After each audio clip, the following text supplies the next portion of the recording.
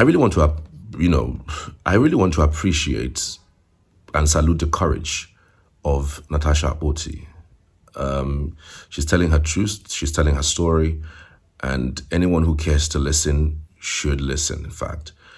In a world where men are dominating, in a world where it is impossible to achieve certain heights and certain standards in the society, when you see a woman that is this bold and fearless and fiery, I mean, you would think that there's more to her than just whatever she's putting out as an allegation.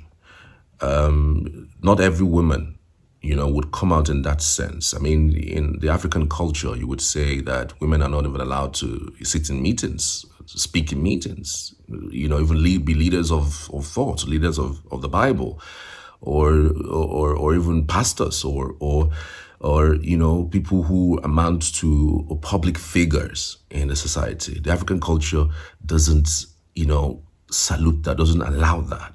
And so giving that cultural background, seeing where she is coming from, knowing the antecedents of some of our political godfathers, some of our political bigwigs, what they can do and undo, you would give it to Akpoti or Duagan for, you salute her courage and her character when it comes to things and issues like this. Give it to her. She's fabulous with that. But there are a few things that I actually want to put out, especially as it relates to this matter. I don't know. I just, in my head, I was just playing back what has happened. And I said to myself, I wish this particular petition that she's putting out against the Senate president was not as a result of a seat-changing emotional outburst of hers in the House. I wish it wasn't. I wish it was just a petition written on its own, aside an altercation that happened, because it feels to me that there was an orchestrated plan to act the way she acted, and then the next thing is to go into allegations of sexual misconduct or sexual harassment on her, because it looks premeditated. I mean, look at the incident. Oh, Natasha, you no longer sit there. Look at where your seat is, and you are not the only person whose seats have been changed in that house in the last year and the last few months. Ojis Okalo, who is a high-ranking member of that particular party, APC, there has been the seats have been changed severally. People who are low-ranking, middle-ranking, however ranking, their seats have been changed in different times and different days and different periods, and they say it's a normal thing, and then it's a normal thing. So why is it a problem changing your seat if it is within the jurisdiction of the Senate president to change your seat? Why is it an issue? Like, if that's how it happens, without your notice, they take your seat away from you, take it to somewhere else. Why is that an issue? Truly, because I don't get it. Why is that an issue?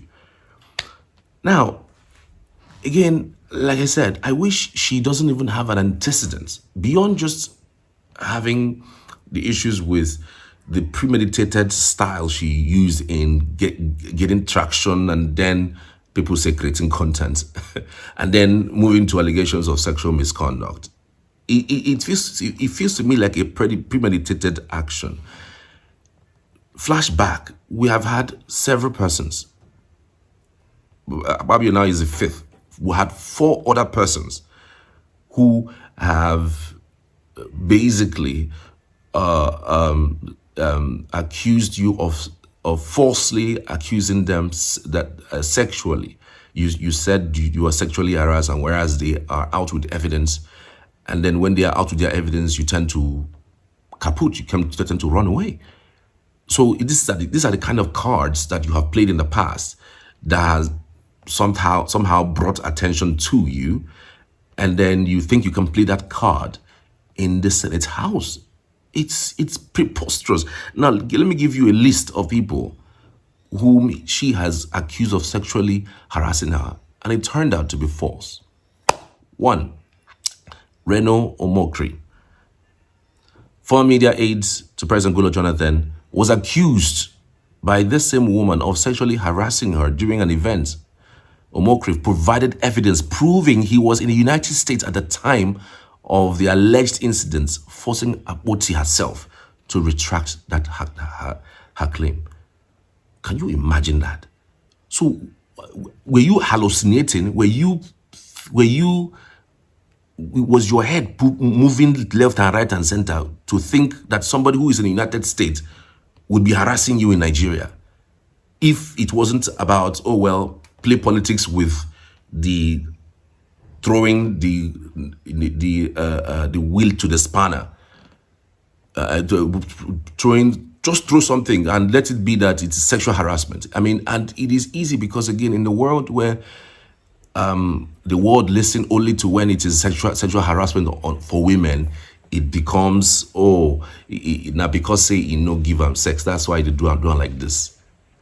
And I thought through it again. I said, is this Senate president? Do you know that Senate president can sit in his house in Abuja and order 6 girls from 6 continents, the best of the best across the world? If it is sex that is his problem, because it doesn't add up. It doesn't add up. The second person who has been accused by this woman of sexual harassment is Yaya Bello, former governor of Kogi State, has also was also named in one of her accusations, but the claim was widely disputed and lacked credible evidence. She goes about throwing tantrums at people who are prominent. If you're not prominent, if you're not big, she wouldn't come towards you. I mean, somebody asks her, she's not the only person who is in the Senate. She's not the only woman who is in the Senate. There are actually four women who were in the Senate. The Ireti Kingibe and her, and then 2 other women. 2 other women are not really outspoken, as they should. But in situations like this, women should be supporting women. But even the women who are in that house are not even supporting her. Yes, they're not even supporting that. Ireti said that the Senate president hasn't harassed them. Well, it doesn't also mean that if he did, he shouldn't be, he shouldn't go in for it. And now we also had Dino Melai. She has also accused Dino Melai of sexually harassing her. The former senator from Kogi State faced similar accusations from Akpoti, but the claims were dismissed due to lack of proof. This same thing, and now I saw what she went on Arise News to do on a Friday, saying that she followed him to his house, and they got into the house, and then they were swinging their hands, and then they mentioned something to her that she was hoping that her husband was not listening or didn't hear what they said. And even when your husband asked you about what happened, you refused to tell him. It's questionable now. So why didn't you tell him at that time that this is what this man said, if truly he wanted to solve that problem? There's when a woman comes out like this, there's something she's trying to hide. They should be checked. She should be checked, frankly. That's how I read things. And psychology has taught us that those who cry the highest, those who, talk the loudest, are not the most intelligent people, are not the most important people in terms of holding their emotion. And again, it's a woman. Women who don't know how to manage their emotions. Their emotions run even before they think. So it is absolutely, for me, what I have seen so far, whatever evidence she's bringing, except concrete, except hard facts, that thing would fall like a pack of cards. I hope she has something more. I hope she has something evidential, like something more that can prove sexual harassment, because to prove sexual harassment is difficult. It's not like abroad where, as you mentioned, the person will just go and resign. It's not in Nigeria. This is an African culture. This is all the places I fought Then the next person, of course, is one certain unnamed minister has also made claims. She has also made claims against an unnamed minister in the government. The details are actually vague, but no substantial evidence actually surfaced. Then, of course, you have this particular one, Godswill Akpabio. The current Senate President was recently accused by Akpoti, but many see this as a part of a pattern of unsubstantiated allegations. Akpabio's wife has since taken legal action against Akpoti, suing for defamation and seeking 250 billion naira in damages. So it's going to be an interesting turn of events. I mean, she laid a petition on the floor of the assembly today, and trust me, I don't see it coming out too strong. But I believe also that Akpabio himself, though he hasn't reacted to the allegations, he hasn't said anything about it, and I respect him for not doing that. But I think if it means putting pressure, continuing with the case, with the one that the wife has also presented, I think everybody should go to court. Let that evidence come out, except he himself is guilty. The only reason why I think he will not be looking to go to court to clear his name is probably if he's guilty. But if he's not guilty, for crying out loud, it is nearly impossible for someone to put your name on the wheel like this without going all out for the person. Because not just because of today, but for tomorrow. Yes. And who knows, that might be some grand plan to bring him down. Elections are already on the wings. You know, I mean, in another 1 year or so, every political party would have known its candidate for the 2027 elections. Yes, in another next year, March, April, May, every political party would have known their candidate for different positions for the 2027 general elections. And so, before this year ends, of course, politics kicks in.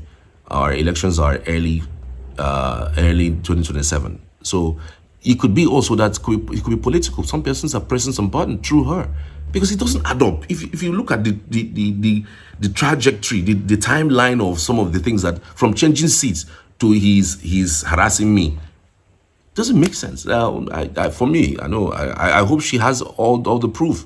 I hope she has all the proof. If she does, then we can take it up from there. But for now, I personally don't think whatever she has or whatever she has said at Arise News would be held so strongly, against Akpabio. Anyways, this is where I finished my analysis. But again, you can drop your comments and let me know what you think, though. If it is possible, that if you counter my argument, of course, I would also love to hear from you. If you counter my argument, I'd love to hear from you. Let's discuss on it in the comment section. I'd really love to hear from you. Thank you so much. President, distinguished colleagues, I'm Senator Natasha Akpoti, and I stand to raise a petition under Order 40. A petition may only be presented to the Senate by a senator who shall affix his or her name at the beginning thereof. The petition is in my name against the President of the Nigerian Senate, His Excellency Senator Godswill Akpabio, for sexual harassment, abuse of office, and malicious obstruction of my legislative functions. You may recall, sir, that on Friday in Arise TV, I did make some statements. And I have decided to narrow these statements in a formal petition against the President of this Senate. So if it may please you, I would humbly step forward and lay this petition. Thank you. You may proceed. This is in court now.